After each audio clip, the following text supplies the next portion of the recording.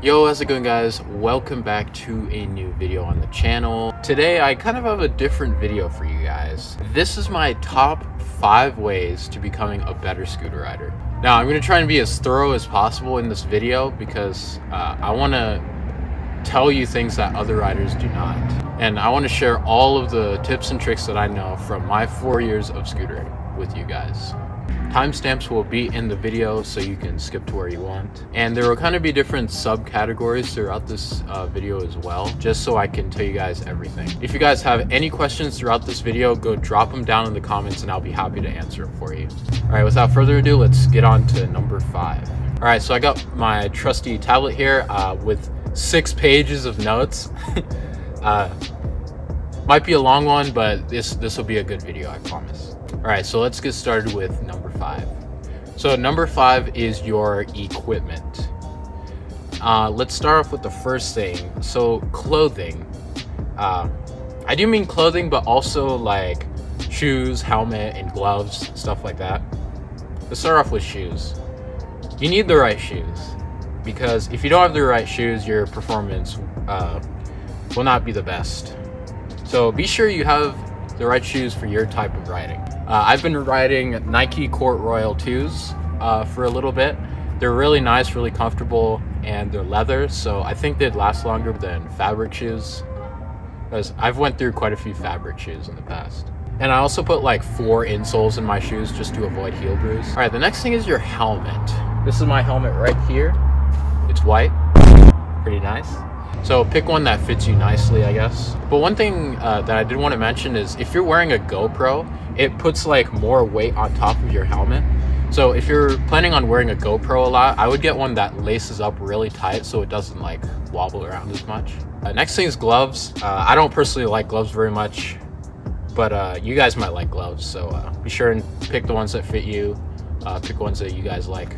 And this next thing, this is kind of important, in my opinion, is have your own personal touch. Yeah, I think every scooter rider should have their own type of style, whether that be like a yellow helmet, green pants, just something like that, covering your scooter with stickers, just something that makes you stand out from the rest of the people. Like me, I ride usually all black, white helmet, white shoes. I did have a white deck. I'm riding a red one right now, but you guys get the point. So that's kind of the style that I choose. But your guys' style might be different and it might change. That's fine too. All right, next up is your scooter. You want to have the right scooter for your type of riding. So if you ride street, you'll probably want taller bars, like a 5.5 wide deck, one that's really strong for rails and stuff. For park, you want the opposite of that, probably lighter, shorter bars, lighter deck, things like that. And for flat riding, I personally think you should go with a good strength to weight ratio deck. So I personally like Lucky decks a lot because they have a good price, weight, and performance ratio, in my opinion. They're light enough to do the tricks that you want to do, and they're strong enough to last a while. They usually last like more than 10 months usually. I had this problem with Ethic decks. I usually go through an Ethic deck like every 3 months, and it became really expensive. They're really good decks, feel really nice, but I just kept breaking them too fast. I mean, if you can't afford that, be my guest. Go get as many Ethic decks as you want, but this is just for me personally, in my opinion. All right, so the next thing is things that might help you to ride better. And what I mean by that is like caffeinated drinks, energy drinks, pre-workout. Drugs! Now, I'm not saying if you down 3 bangs right now, you'll be able to buttercup flat. But on the other hand, things like this might be able to increase your performance a little bit. Like for me, I bought a tub of pre-workout once. It didn't work too well for me personally, but maybe it would for you guys. So you just have to experiment with these things. And another thing is be careful with these. Don't overdose on these, because this could be really dangerous if you drink too much caffeine. So just use it with caution. All right, so the 4th thing on this list is your mindset. Now, this is another important one. All of these are important. But I want to tell you guys about something that you probably don't know about. This is called the locus of control rule. Now, I'm not going to explain all of this because it'll take too long, but I will link a video in the description if you want to learn more about this. but I'm just going to sum it up very briefly. The locus of control rule: the degree to which you believe you have control over your life. So this basically means is if you have an external locus of control, it means that you believe your success is based on the things outside of your control, like talent, like you're just naturally talented at something. If you have an internal locus of control, it means that the reason you did well and became as good as you are now is because of the work that you put into it. We want to have an internal locus of control because this kind of gives us mental stability, just to help us be more mentally ready for the challenges we might have in the future. And this is one of the keys to staying motivated. Because like I was when I started scootering back in like 2017, I wasn't good, I wasn't talented at it. It took me 4 years to get to where I am now. So if you realize that you're working hard and succeeding, you'll be way happier with your riding. Another thing is, if you don't want to ride, then that could also affect your progression. But if you are serious about scootering and you do want to progress, you might have to go and ride anyway to progress, even though if you're not riding very well. Like, you may go outside, stuff up all your tricks some days. It might be terrible, but you know, that happens to all of us, happens to me definitely. If you push through that, your riding will get better eventually. I know I've had slumps where I just can't land anything. You know, it's not going very well, it's cold. I don't want to ride very much, but you know, if you push through that, you can achieve your goals.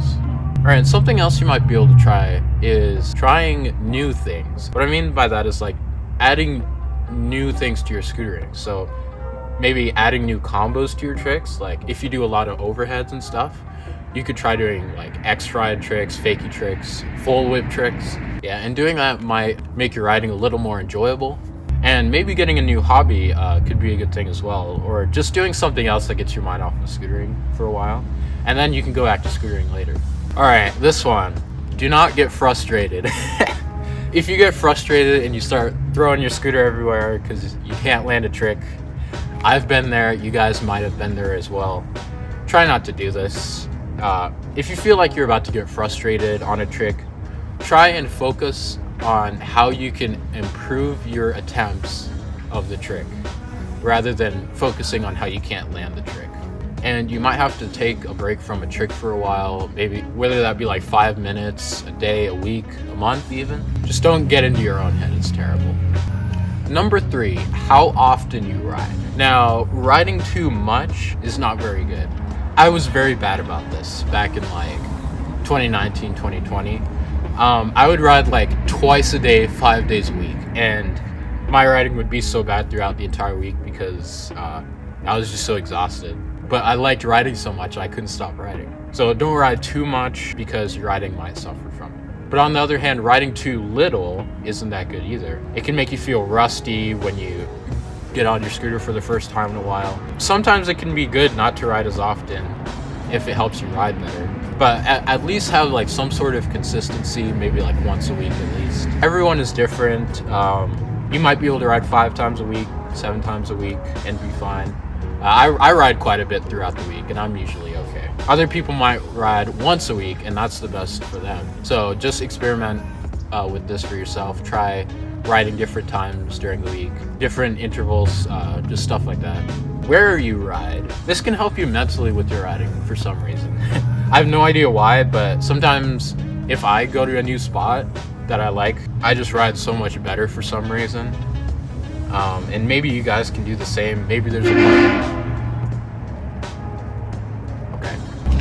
Alright, so the video stopped recording for 15 minutes, so that kind of sucks, but I'll pick up where I left off. Sometimes a new spot that I really like, I just ride so much better for some reason. And maybe you guys can do the same. Maybe if there's a park nearby, you can go and ride there and maybe your riding will improve. Just try changing it up a little bit. Alright, so number 2, the way that you ride. This is a really important section of this video. If you're gonna watch one section of this entire video, I'd watch this one because I think it's the most important. Alright, so try something new. I mentioned this earlier, but it's true. If you're doing the same things over and over again with no progression, try and change something. If you bake a cake with the same ingredients, it's gonna taste the same, right? Here's some things that I do to change up the way that I ride. So hand placement. Moving your hands around for different tricks is a really good thing to do and get used to. For me, when I'm doing whips, I put my hands on the outside of the grip and point my wrist up like this. When I'm doing like an umbrella, for example, I have my hands more in the middle of the bars and my hands over the bars, right? So mess around with this a little bit. Different hand positions can work for different tricks. And going along with this is foot placement. It's basically the same thing as hand placement. For example, I personally like to flick my whips with my front foot and then my heel whips with my back foot. And you guys might be the opposite. You might do your whips with your back foot and heel whips with your front foot. But maybe try experimenting with that a little bit. When I'm doing like a 360 bar bri, it's really weird because I put my feet at the front of the deck, and I don't really do that for any other trick. So when you're doing like rewinds, you might rewind different. Like I know some people do heel rewinds with the underside of their foot, and some kick it like this. And some people do both rewinds with one foot. I'm looking at you, Callie. So just experiment with different things like that. You might find something that works better for you. It's really important to get used to adapting. Just very specific details like that can make or break your tricks. And the next thing is turning your bars. You can make or break tricks with doing this as well. Like whip umbrella, for example, if you turn your bars too much, your whips can over rotate and you'll likely not land the trick. On the other hand, if you under rotate your bars, the whip won't come around as fast. Another thing is leaning. This is a really awkward one to learn and explain, and a lot of times you don't even notice if you're leaning or not. Some specific tricks, like when I'm doing a full whip umbrella, for example, I lean to like one side and I do the trick. It's really weird. So you might have to do that with different tricks as well. All right, so carving. When I was trying my first bri flat, I was doing like this really long carve, and I was doing everything right except the carve, and that was the reason I couldn't land the trick. So what I had to do is I had to do a really quick carve at the start, and that's how I got the trick around. And like for 360 tricks, you might have to experiment with this as well by carving more or less for a trick. Next thing is timing of the tricks. Sometimes you might have to do tricks inside of other tricks. For bar bri, for example, you have the option of doing the bar spin and then pulling the rest of the bri around, or you could do the bar inside the entire bri. All right, number one, last but not least, is motivation. Try something new once again, like on YouTube videos, for example. I like doing challenges like the Everything to X Ride challenge, Everything 360 challenge, 100 tricks in 1 hour challenge, just things like that, just to change it up. And it's really fun to film. Instagram edits, this is one of my favorites. I make Instagram edits more than anything. If you guys don't do Instagram edits, maybe you can consider doing Instagram edits. Or you can even change up your Instagram edits if you're already doing edits. So personalizing, like I mentioned in the start of this video, you can also personalize your YouTube channel, your Instagram, your TikTok, etc. Trying to make your socials a little bit more unique than everyone else's, right? Just in some way. There's a lot of scootering on these platforms already, but at least try and personalize to your liking, at least a little bit. Another way for motivation is watch motivational videos, speeches, life experiences. And if you start watching them or you have been already, take notes on what things clicked for you. There might be something that just makes you go, aha, that's what I need to work on. And I feel like that's really important for your riding because you may not figure it out for yourself, but if you watch someone else go through challenges and stuff, you can learn from them. And that's kind of what I want to do for you guys as well. I want you to learn from my mistakes. All right, so we're here at the end. So let's review real quick. In 5, we talked about the equipment needed to make the most of your riding. In 4, we discussed the mindset needed to becoming the best mentally for your ride. 3, we talked about how often you ride and how riding too much or too little can increase or break your performance. In 2, the way that you ride, probably the most important step in this video. Changing the way that you do certain tricks can massively improve your performance. And last but not least, number 1, motivation. Keeping your motivation high is an important part for high level riding. Well guys, these are my personal 5 steps to becoming the best scooter rider you can possibly be. I hope you guys enjoyed the video. If you made it this far, be sure and leave a comment saying what the dog doing. What the dog doing? But thanks for watching. I hope this will help you guys in your guys' riding. So we'll see you guys in the next video.